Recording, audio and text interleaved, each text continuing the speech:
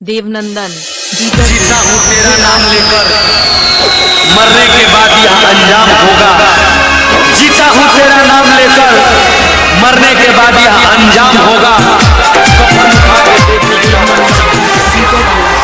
Mixing point Anamika DJ Seni.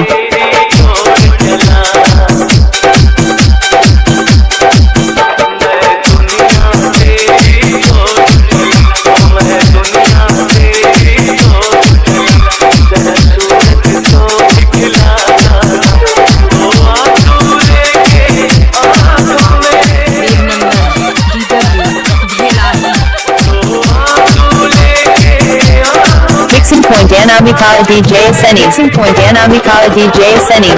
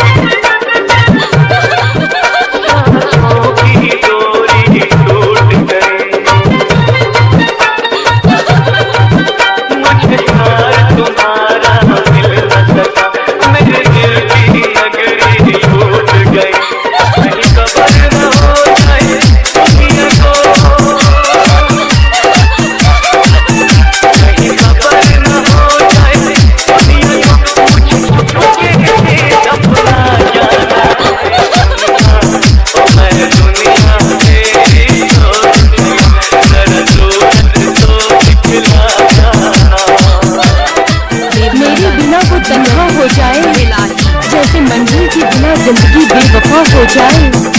खुदा ऐसा मजाक करे उनके साथ कि मेरी मौत के बाद उसे मुझसे प्यार हो जाए, मुझसे प्यार हो जाए। चले जाओ यहाँ से, चले जाओ यहाँ से।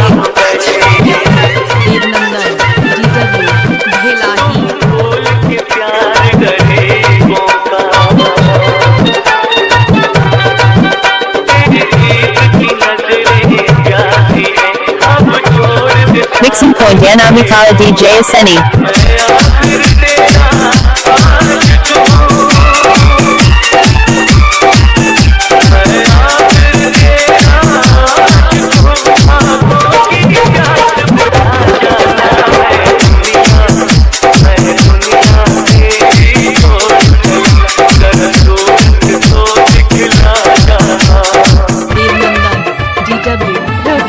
आंखों में भी इंतजार होता है, न चाहते हुए भी किसी से प्यार होता है। क्यों देखते हैं हम वह सपने